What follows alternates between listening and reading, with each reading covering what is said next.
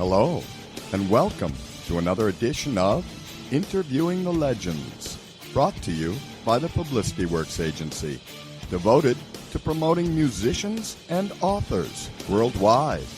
Call us today at 941-877-1552 to start your free publicity evaluation. Remember, we shine only when we make you shine.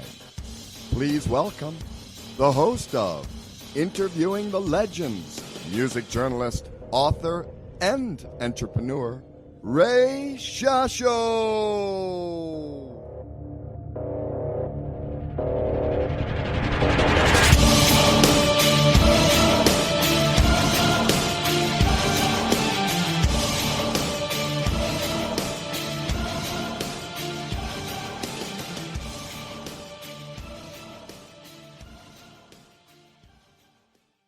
Hello once again, everyone. I'm your host, Ray Shasho. Welcome to another edition of Interviewing the Legends on BBS Radio, brought to you by the Publicity Works Agency. Call us today at 941-877-1552 or email us at publicityworksagency.com. Remember, we shine only when we make you shine.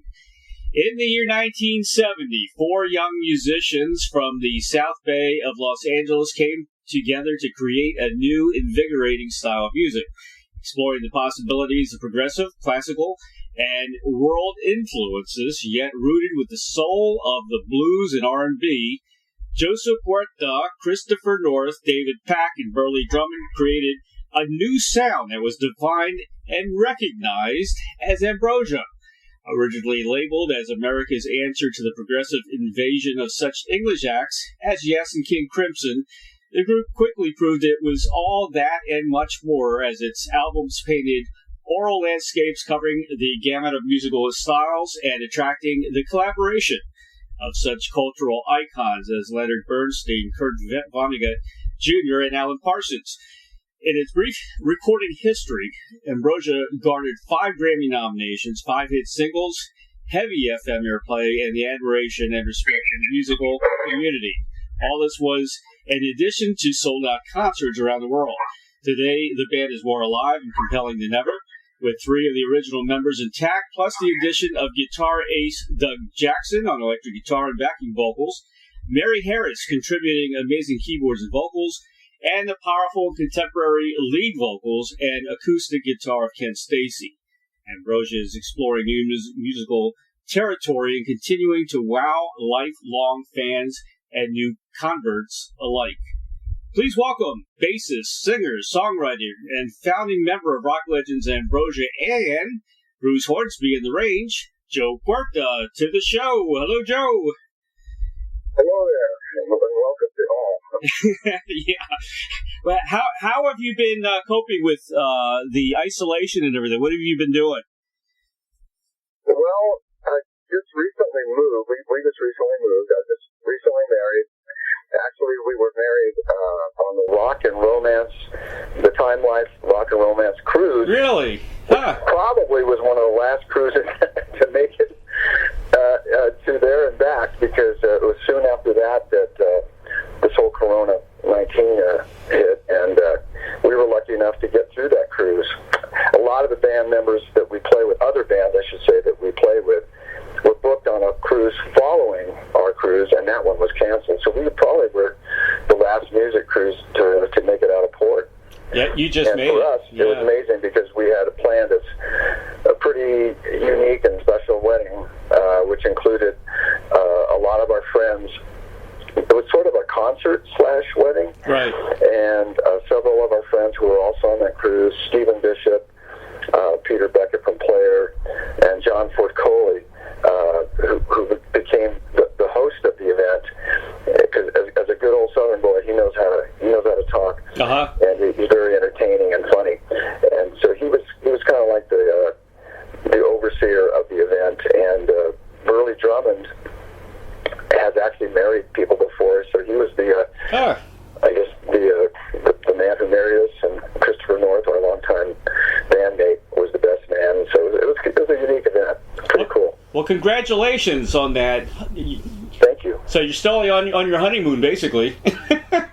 Well, through a honeymoon, and then we got back, and both of us had, actually, I had gotten sick just as we left the ship. I started to feel something. Right. And then my wife, when she got back, she got something, and we survived it, obviously, but it was, the hacking cough and all the things that, at the time, we didn't know what it was, and of course, as most people haven't been tested, we don't know what it was, but we made it through, and we just recently moved, so we've been working on the property that we got, just clearing brush and being field hands, but we're enjoying it, getting outside at least. It's been hard work, but fun, keeping us busy. My wife got sick, too. She had every symptom in the book.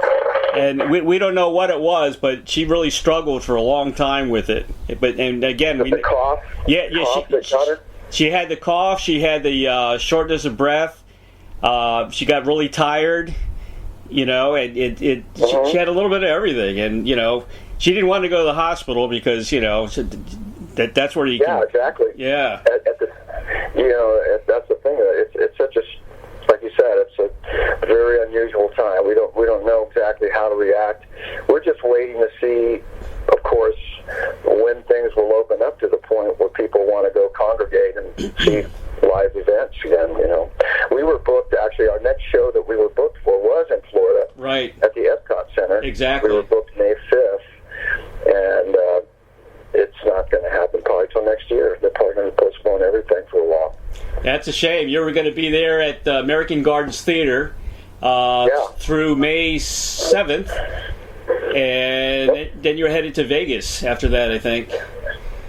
And everything is postponed so far in May. In May, okay. We're waiting to see if the shows, we have some shows here in California, I believe, and maybe elsewhere, and we're waiting to see if any of the June shows will materialize. It's really a day by day. Right. It's just hard to know how to plan because you're waiting to see how things open up. We'll watch the news, of course, and today they were saying they're going to start to roll out, certain things in society. I think people can get back out and at least go to the park or the beaches or something. Right. Nice to get out of the house. Exactly. Well, you're going to be back in Florida in June, on June 14th at Gulfstream Park, Hallandale Beach. So there's one we might be able to see yet. Exactly. Maybe we will. Yeah. It's one of those things. No one's ever been through this, so everybody's trying to figure it out as we go. Yeah. It's crazy. It really is. Like you said, it's a sci-fi movie or the Twilight Zone. Yep. Yeah. You guys started out, and the music-wise, you guys are very eclectic. You can play just about anything. But I like your R&B stuff. How much I feel, and I love Holding On to Yesterday was probably one of my favorite songs of all time. That's a great song, and your first album was a huge hit. Where did they get the idea that you guys would be probably the next Yes or King Crimson as far as prog? Where did that start? Well, we were always, initially we were very much influenced by the English prog bands. Right. We went to see, the thing that blew our mind when we were first starting off, the band was really influenced a lot by the California, I would say more like groups like Crosby, Stills and Nash. Mm-hmm. I was a huge fan of guys like Jackson Browne, the singer, songwriter, folk guys. Yep. And we had a lot of songs that were more in that realm of the country-ish rock kind of thing. Holding On Yesterday started off a little bit more in that style, and then we chose to take it into a more of a kind of, I call it almost a mystical blues. Yeah. It's got this ethereal quality to it that was added greatly by the mixing of Alan Parsons. When we brought Alan Parsons in to mix the first album, his sonic soundscapes that he creates made that song almost, it has a dreamy quality to it. I think that it's a soulfulness along with a ethereal dreaminess to it that kind of made it really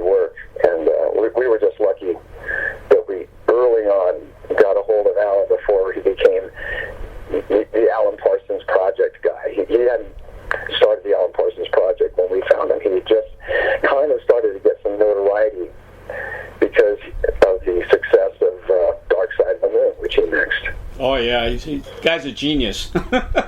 He really is. He is. He's quite an amazing. And he also became a great songwriter. He wrote some great songs. His partner, Eric Wilson. Yeah. You guys, didn't you play on Alan Parsons' album as well? A lot of the guys in the band. We did. How that developed after Alan came over to mix our first album, we had already recorded everything, but he came over just as the mixer. And then we loved working with him so much, we asked him if he would come and produce our next album, which he agreed to do. So the Somewhere I've Never Traveled album, Alan Parsons is the producer on.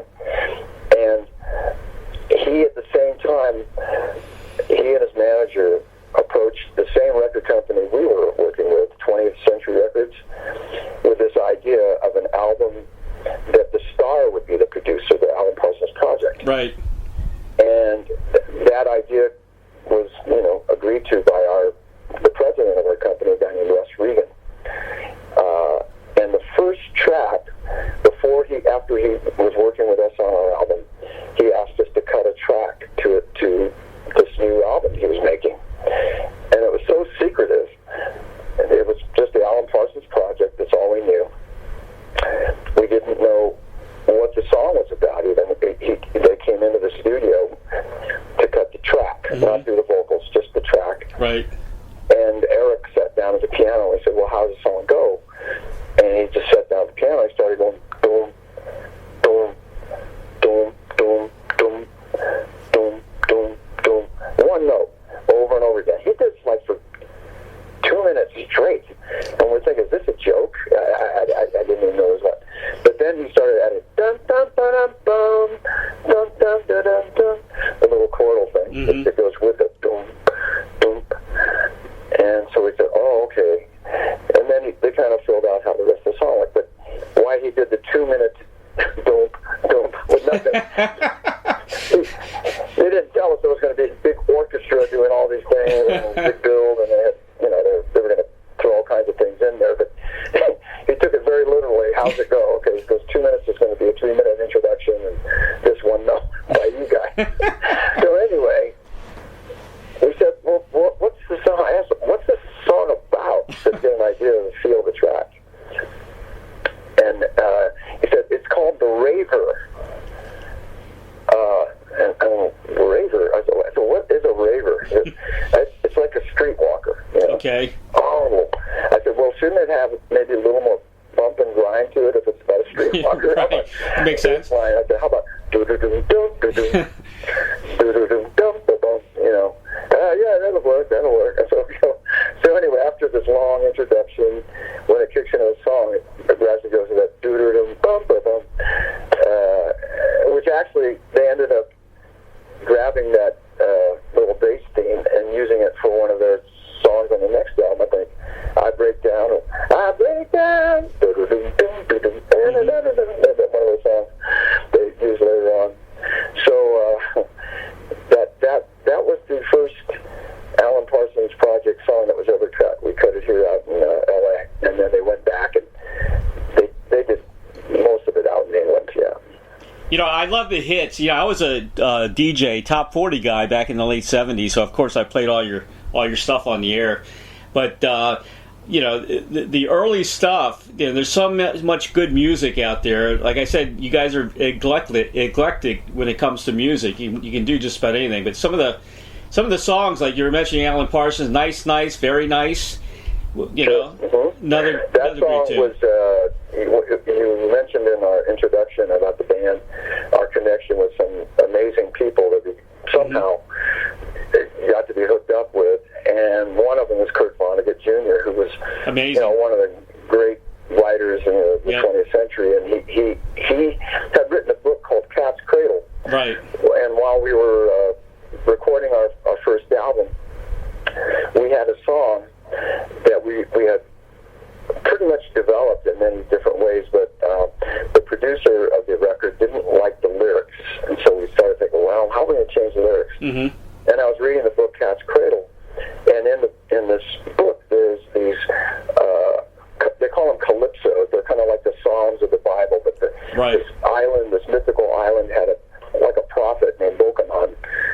on used to write these calypsos, these little lines, and one of them was called Nice, Nice, Very Nice, or Sleeping Drunkard in Central Park, Lion Hunter in the Jungle Dark, Chinese Dentist, British Queen, all fit together in the same machine. Nice, nice, very nice. Mm-hmm. So many people in the same device.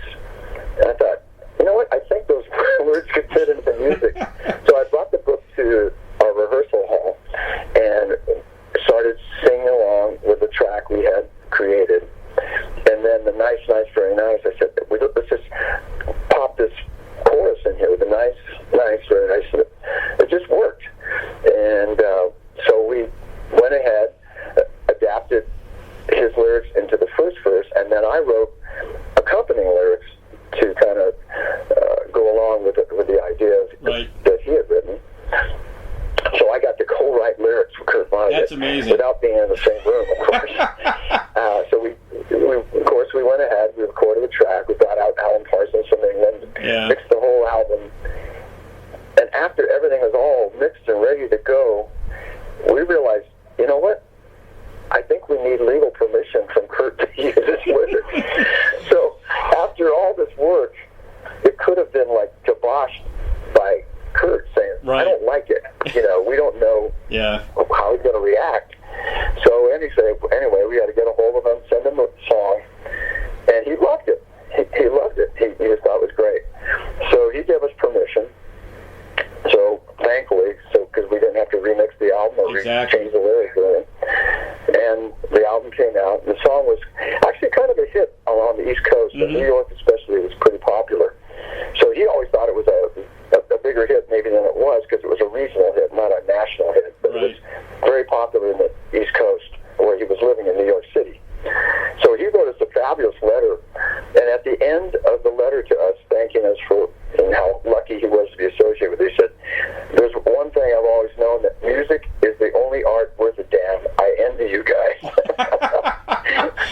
Can you imagine that, getting a letter when we were, growing up, being awed by his writing and stuff? It was just unbelievable.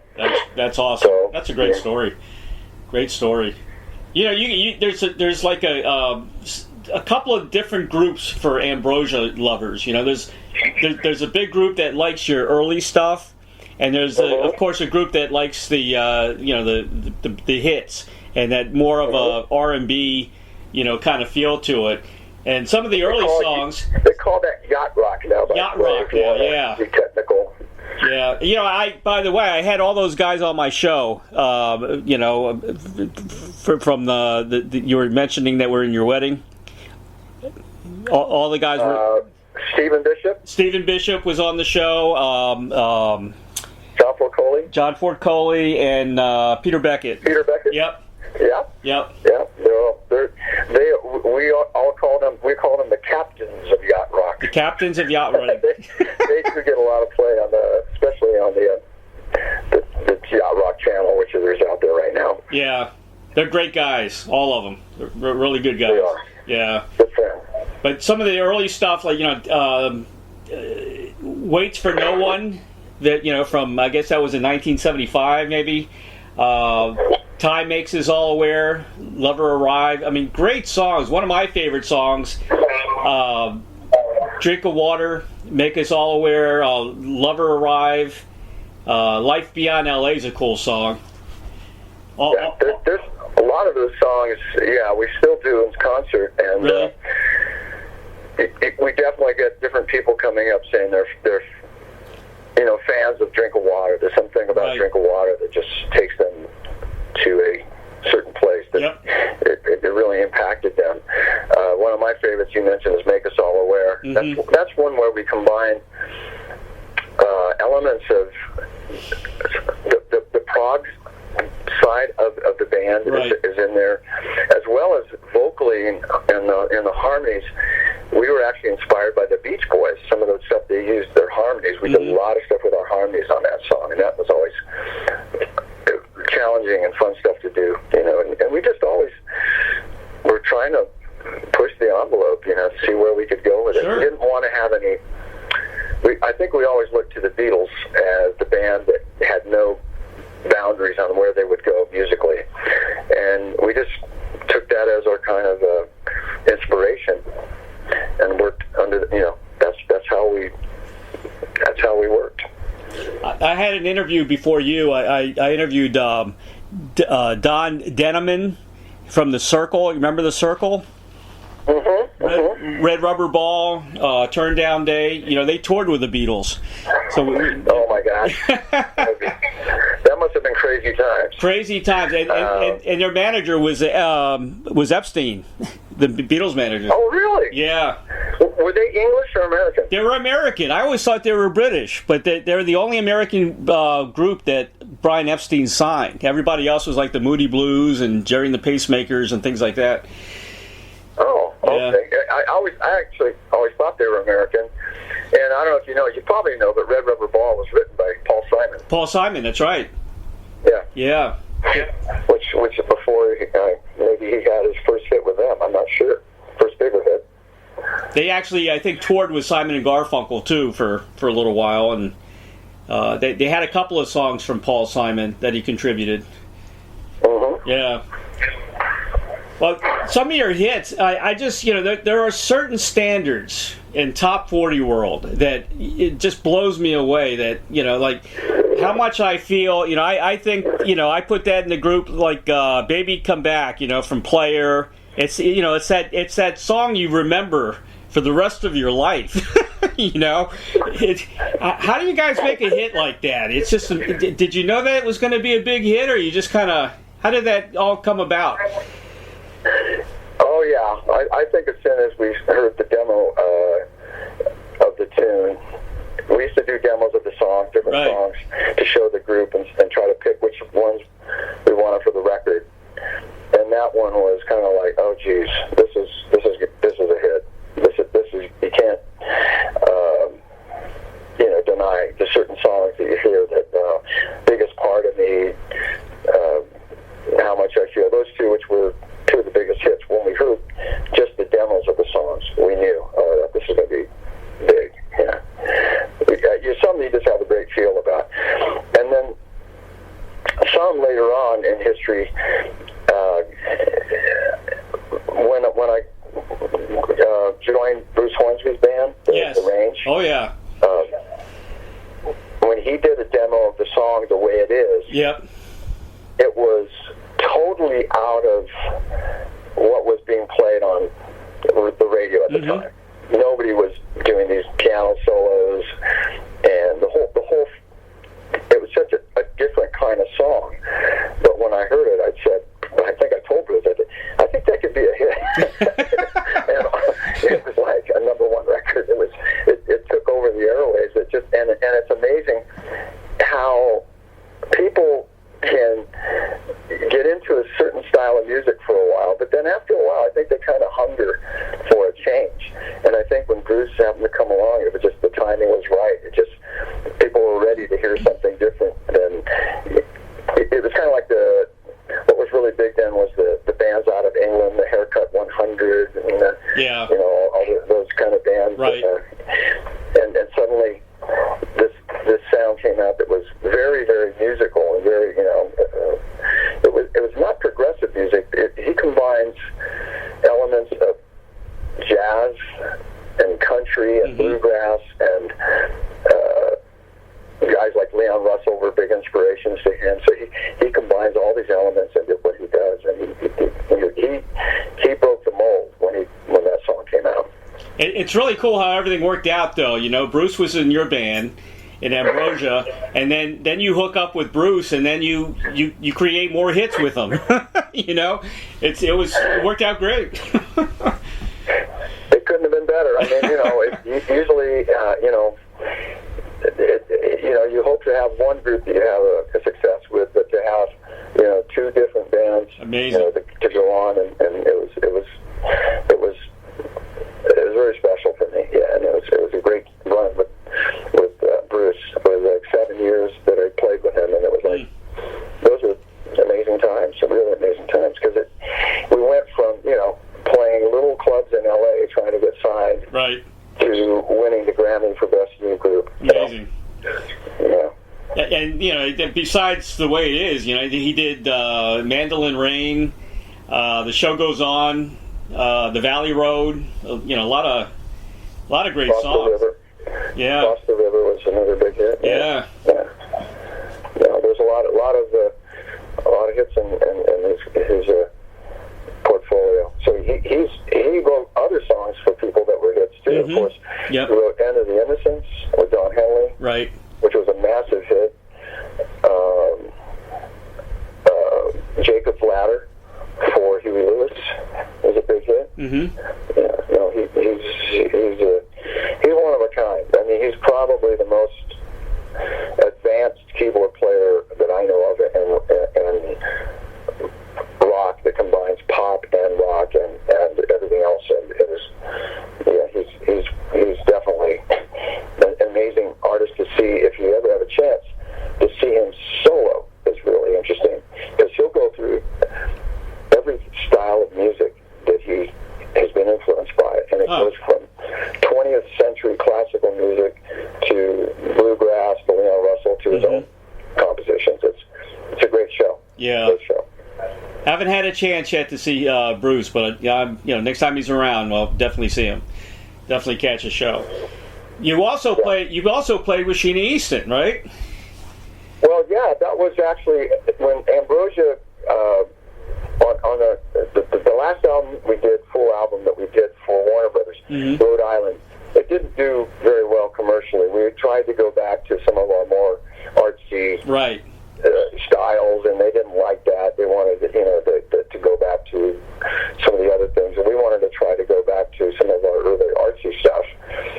And we still had some songs that we released that were pop songs, but they didn't really promote them as much, and it just sort of withered. And about that time, the band kind of went separate ways. So the band was on hiatus for a couple of years, and during that time, I've been in this band since high school, almost. Basically, the band I started out of high school, or joined my first original band out of high school. One by one, the band I joined, people left, and I brought in Dave Pack, brought in Burleigh Drummond and Chris North, and that became Ambrosia. One band evolved into this. Wow. Became Ambrosia. But that was right out of high school. So basically, this is all I had known. And so I was, what am I going to do? Suddenly there's no income coming in. Band's broken up. We're not touring. The record company we're zeroed out at. We're not making any money from them. It was really. So, and I got a call from the Sheena Easton's management here, and they were looking for an American band because she didn't want to keep bringing over her English band. It was too expensive. They wanted an American-based band. Right. And so I took the job for playing bass, and then they needed a keyboard player who could sing. And I said, well, I have a friend, Bruce Hornsby. So Bruce and I, while we were trying to get a deal in America to make a living, we were playing in Sheena Easton's band. Wow. And we're actually in two of her videos, I think. We're in Strut and Sugar Walls. They made two videos while we were in her band. Right. And if you see those old videos on MTV, or wherever they are today, you'll see Bruce and I. This was before... Bruce had shades on, and I have a mustache. We were disguising ourselves. Well, was this before For Your Eyes Only, before the Bond theme? No, this was after For Your Eyes. Oh, okay. Did you get to play that song? Did we what? Did you get to play that song? Live? Yeah, live, I guess. Yeah, of course, yeah. Oh, cool. So we played all of her hits, Yeah, that's great. It was a fun dance. She's a great singer, by the way. She actually, working with her, I was very, very impressed with her vocal abilities. She had an amazing singing voice. Yeah, she really could just nail it every night after night. And another thing you did, which I did not know, Poor Rich Boy from Arthur, which was that was a composition by who was it? I'm losing it now. It's actually one of my other, as far as having a co-write, it's with Burt Bacharach. Burt Bacharach, yeah, exactly. He's one of the greatest songwriters of all time. And to say, yes, I have a co-write with Kurt Vonnegut and Burt Bacharach. Hey, you've done pretty well. Not too shabby. If I could get Paul McCartney in there, That's next. That's next. That might not happen. But so the way that one happened, it's kind of a sad story in a way, because there's a part to it that people may not know. Okay. We were on tour, and the A&R guy from Warner Brothers came to us with a little cassette of a song that the company thought would be really good for us. And the song was called When You Get Lost Between the Moon and New York City. Yeah. And they wanted us to do it. And I think it was Dave said, that sounds too much like Killing Me Softly. I don't think you want to do it. I said, I think that could be a hit. But that was overruled. Oh, no. So, oh, no. It turned out they ended up, of course, Christopher Cross. Yeah. Had the huge hit with an Academy Award winning song, all this stuff. Yeah. But they actually offered it to us. But as a sort of a consolation prize, because we were kind of on the label that was going to put out the soundtrack, they asked us if we could find some, what they called source music. That would they played the movie, and it didn't have any of the songs in it yet, but there was scenes where I think Arthur was driving along, and there was a little theme that Burt Bacharach had written. Right. And one of them went dum dum dum dum dum dum. Exactly. Dum dum. Some little theme like that. Yep. So they said grab a piece of his music and create a song from it. So that little dum dum dum dum dum. Oh, rich boy, I got you. I came up with the idea for Poor Rich Boy, and we developed that song from the original theme that I had come up with from Bacharach's theme. Wow. So we have that song on the soundtrack, and that was just it's a really fun song. Actually, it's one of the ones I'd almost like to pull that back into the concert, because it's a very upbeat kind of unique song. Yeah, you should. I mean, Arthur was one of my favorite movies of all time. That was a great movie. Yeah. It is a great movie. Yeah, it was a lot of fun to be part of that. Yeah. Well, when I was in radio, one of the songs I played over and over again was the Robert John Sad Eyes song, and I see you guys did that as well. You know what? That's one of the things that happens, I think, when people mistake people for doing a song, because we've been credited with about 3 or 4 songs that we did not do, and that's one of them. Is that one of them, people really? Actually come to our concert and they say, why didn't you do Sad Eyes? Because somehow it says somewhere that Ambrosia did it. Sad Does. Eyes, right? It Is does. that where you're getting that from? Yeah, it says that you guys did it. I mean, I know Robert John wrote it, but I know it says you guys did the cover. No. Did not. That's what they call fake news today, fake news. There you go. There's a good example of it. It's somehow, that's the thing about the internet. Yeah. You're gonna have people's impressions sometimes, not facts, be put out there, and this is one of them that we get credit with. What's the song? Oh gosh, there's about 3 or 4 songs. Waiting for a Girl Like You. Yeah. One that formed her. People put that one to us, and the one by Timothy Schmidt. I can't tell you why. That's right, the Eagles. I can't tell you why, is that it? Exactly. I'm trying to sing it while I'm here on the phone, but it's like, I can't tell you why. Waiting for a Girl Like You. Sad Eyes. We get credit for Baby Come Back sometimes. Well, that I can it's see. Funny because we play that now when we do these package shows where we have Peter Beckett play with us. And, Al Stewart, different people who will join us. John Folcoli, of course, and Stephen Bishop. All these guys became our friends because we do shows where we're the band, and these guys come in and sing with us, and we'll play with them, and it's kind of fun for us to do all these other great songs, On and On with Stephen Bishop. And,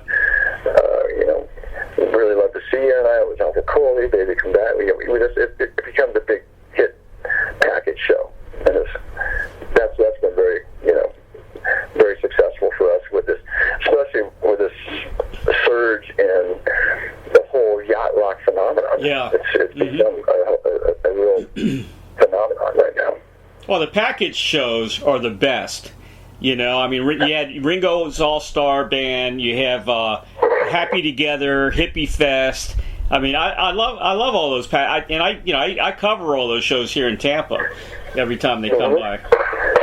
No, we love doing those shows, and it brings out a whole, of course, the strength in numbers. We get a lot more fans at the shows, and it's a good mix for us because we do our own shows where we just do basically our own music, and then we'll do these shows where we get to back everybody. So it keeps us kind of, I think, having, so you just don't get burnt out on your own stuff. You get to play all these other people's music, and it's broken up, so it keeps the music, I think, fresher. Yep, I agree. Well, I had British director Tony Palmer on my show, and he re-released, that World War II Beatles the documentary. Yes. And you guys put out World War II. Yeah, you guys did Magical Mystery Tour. All this in World War II, right? That was quite an amazing experience too. It was, we banged that song out. We came up with our own arrangement with it. I've got the video. It's great. Yeah. Go ahead. I got the video. It's wonderful. I loved it. Oh, cool. Yeah. It's one of those movies that did nothing but the soundtrack has so many amazing artists on it. Elton John and Rod Stewart, the Bee Gees, Peter Gabriel, Leo Sayer. I mean, it was a fantastic cast that they put together to do all these songs, and it's an amazing album. It really is. I love Leo Sayer's version of Long and Winding Road. The Bee Gees, with all their harmonies, took over some of the great harmony songs of the Beatles, and our song, we took some artistic changes that we did to the song. It's really one of our fun songs. We still like to do it live every night too. It's a great song. Hey, have you seen the video? I have seen parts of it, but to tell you the truth, it's kind of hard to find.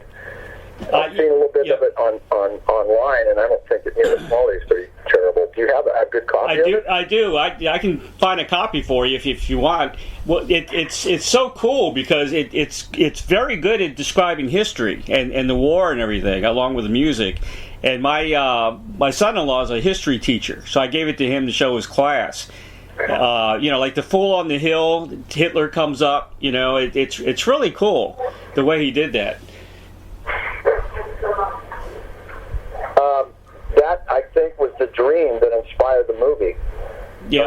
Russ Regan, again, bring his name up because he's the one who signed Alan Parsons. Right. He had a dream one night, I think, where he saw Hitler up in his, he had a place up in the mountains with a big veranda overlooking the valley and stuff like that. And he saw Hitler looking out over this valley, and the song Fool on the Hill was in the dream along with Hitler. And he came up with this idea to do a documentary about World War II with nothing but Beatles music. And obviously, Magical Mystery Tour, I guess, is opening the whole, by the beginning of the war. And it's kind of a crazy, I don't call it Magical Mystery Tour, but it sort of fits. And then they just keep finding songs that fit it. I have to watch it again, so it's been a while since I've seen it. But the copy I saw at the time, I just found out we do have a copy here, and I'm going to go now to look at it. Yeah, I was going to send you mine if you didn't have a copy. Yeah. Cool. Yeah, you got to see it. I mean, it depicts the war, where it's enjoyable to watch history. They should do a lot more like documentaries and things like that for kids, so they would enjoy it more, I guess. You said somebody's coming out with it again? Well, he re-released it recently. This was maybe a couple of years ago. And that's when I had him on the show, and I was promoting it for him. Oh, yeah. Oh, okay. So they came out with it again. He was trying to, maybe it didn't sell very well the first time, but he the movie didn't do well at all. Yeah. The soundtrack, I think, in England went gold. Right. It did pretty well. Of course, with that kind of cast, you would think it would go. Yeah. Something like that with Elton John, Rod Stewart. Yeah, exactly.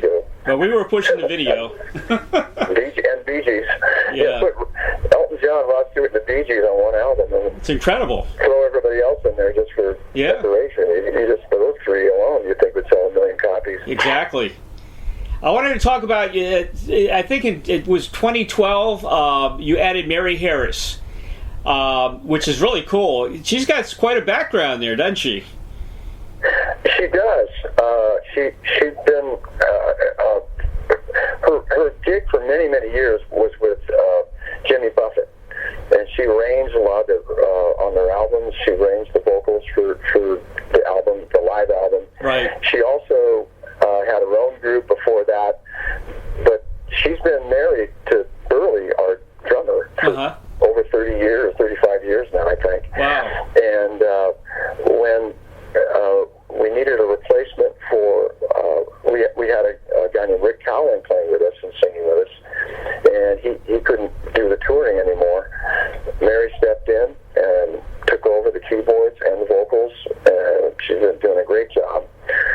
And along with Mary, who's been with us many years, you mentioned Doug Jackson, who Doug Jackson was brought into the band when we had we've had a few different replacements for the, I call them the co-lead vocalists, because I still sing lead vocals, right, as well as currently a guy named Ken Stacy, who his background was he was worked with Elton John. He was also in the movie because he was going to be on the last tour that Michael Jackson was doing, the This Is It tour, whatever it was called. Sure.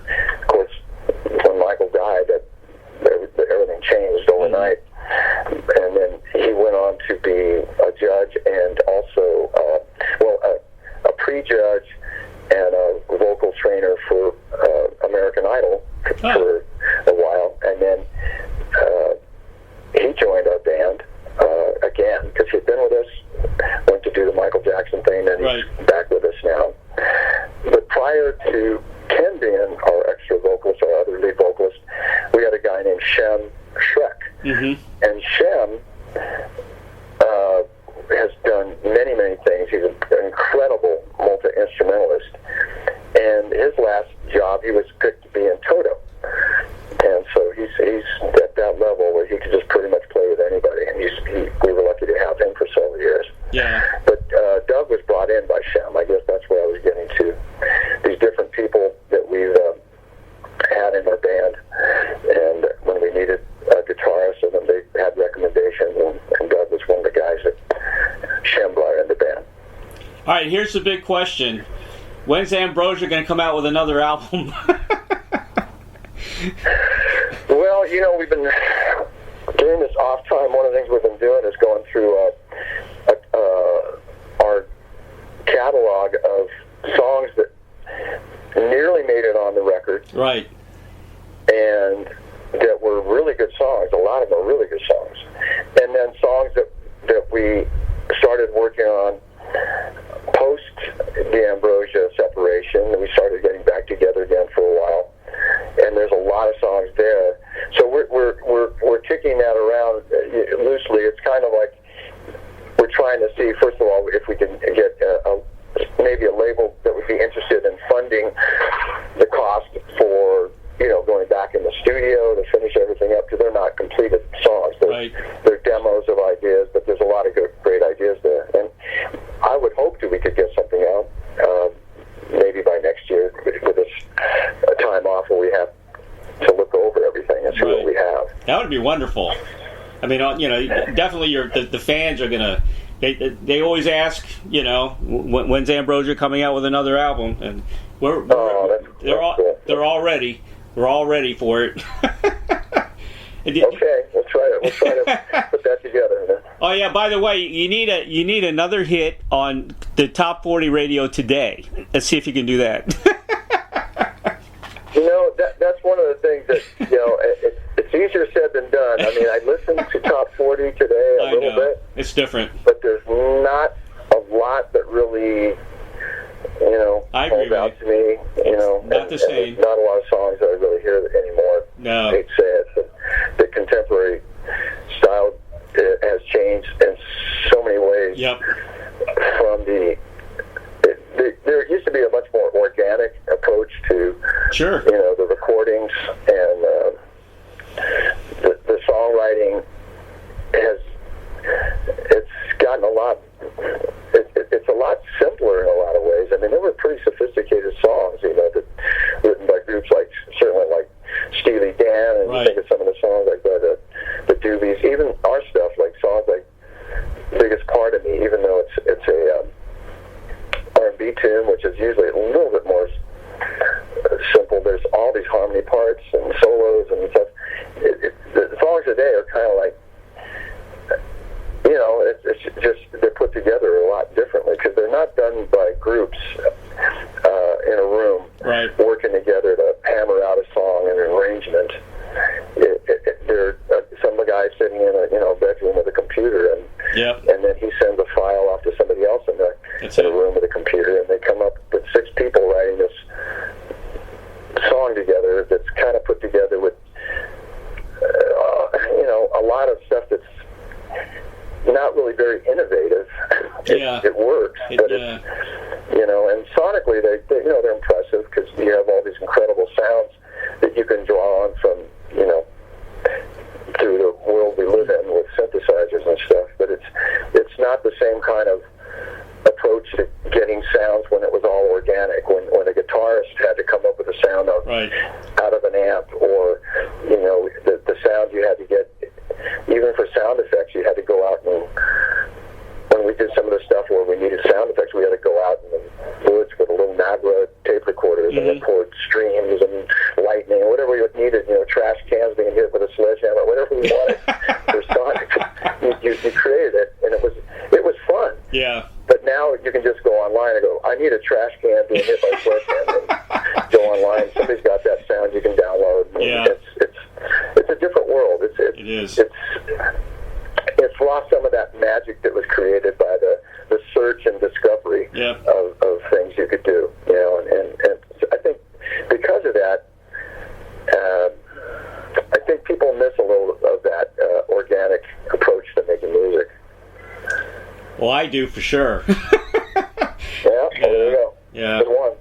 There's more of you, I'm sure, than that. Do you still talk to David? We've been getting ideas together, you know, over the last year and stuff. Mm-hmm. It's still, you know, there's still issues that we have to work out. Right. You know, technically, it's a touchy subject, so I don't want to go into it too much. But we've been trying to figure out some ways we could maybe put things together. Yeah. Oh, that'd be great. I mean, that would be a hell of an album if he came back. Brand new album, you know. Both of you kind of blend in well together too, as far as your voices. So, but you can handle it on your own. You're doing a great job. Thank you. Well, we're trying to figure that out. You know, no promises, so we'll see. That'll be great. You have a studio, don't you? Do you still have that? I do. The Exchange? Yes, I do. Many years ago, I moved to Milwaukee. Right. And there was a studio that had been one of the early studios that was created in Milwaukee, like in the 70s, that had really kind of fallen into disrepair. But one of the things that kind of intrigued me about it, that the history of it, David Bowie, when he was touring America, did a lot of his demos and overdubs for his live album and everything from this studio that was there. Oh, really? And I thought, well, that's kind of cool. That is cool. Place in Milwaukee that Bowie worked out of. Huh. And so anyway, we myself and my engineer that I worked with for many years, Kevin Arndt, went into this place, and it was a wreck. But I kind of saw, I said, you know, I like the bones. I think this could be really created again, you know, recreated. Sure. And so we went back in and we spent like a year cleaning it up and rewiring things and putting in new floors and changing, but you know, taking what was there and then just refining it and cleaning it up, and it's a really very nice studio right now, and I've done some stuff out of it there myself, but most of the time it's since I live in California, it's just groups out of Milwaukee that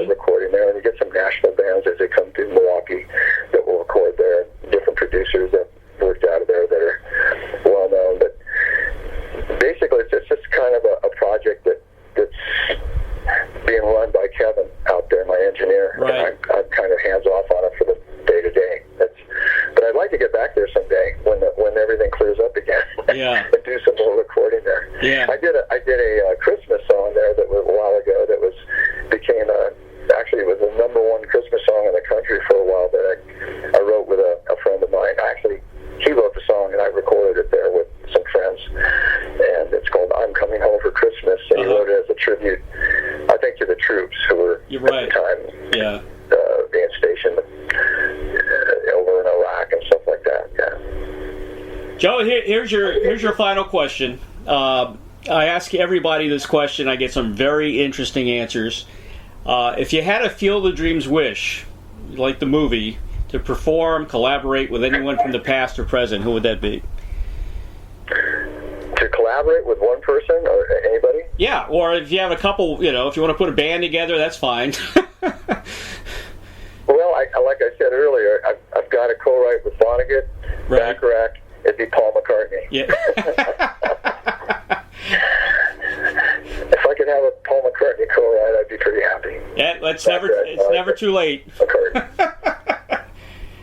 I'll put a call into Paul and let him know, okay? Oh, thank you. I really appreciate it. No problem. I can see that happening.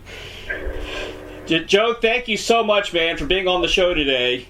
Well, thank you, Ray. After all this is over, I look forward to you guys coming to Florida again. Stay well, stay home. That's basically that's the drill these days. Yep. So we're basically doing that, and we're like I said, fortunately we have enough to do here. We're not going stir crazy. Exactly. Yeah. Got a lot to do here. Just moved. I'll go ahead and I'll promote the extended versions live album. Is that sure. Okay? We'll go ahead and promote that album for you as well. And sounds good. Yep. And play Poor Rich Boy. Okay, we sure will. I'll make sure we put that on. I'm on iHeartRadio and YouTube and iTunes, and we're everywhere. So we can post as many videos as we want. So we'll put them all on there. Sounds great. All right, Joe. Okay. Well, thank you. Thank you, sir. I appreciate it. Enjoyed it. Thank you. All right. Bye-bye now. Purchase Ambrosia's extended versions live at Amazon.com. For more information about Joe Puerta and Ambrosia, visit www.ambrosialive.net/theband. That's the official website. Facebook, www.facebook.com/Ambrosia the Band. Very special thanks to John Lappin Enterprises for arranging this interview with Joe Puerta. And the dynamic duo, of course, of Doug and Don Newsom of BBS Radio for making the magic happen for each and every broadcast of Interviewing the Legends. If you have comments or suggestions for the show, contact me at interviewingthelegends@gmail.com. Please subscribe to my YouTube channel, Interviewing the Legends with Ray Shasho, for the very latest interviews. It's real news. My new book is finally out, entitled The Rockstar Chronicles Series 1. Truths, confessions, and wisdom from the music legends that set us all free. Order yours today on hardcover or ebook at bookbaby.com or amazon.com, featuring over 45 intimate conversations with some of the greatest rock legends on the planet. Thank you so much. Stay safe and have a great week, everybody.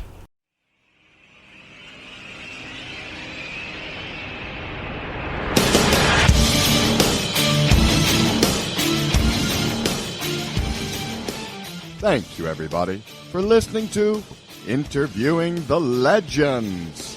Brought to you by the Publicity Works Agency. Call 941-877-1552 or visit us at publicityworksagency.com, specializing in author and music artist publicity plans. We shine when we make you shine. Tune in to Interviewing the Legends every Tuesday at 7 p.m. Pacific Time on BBS Radio, Station 1.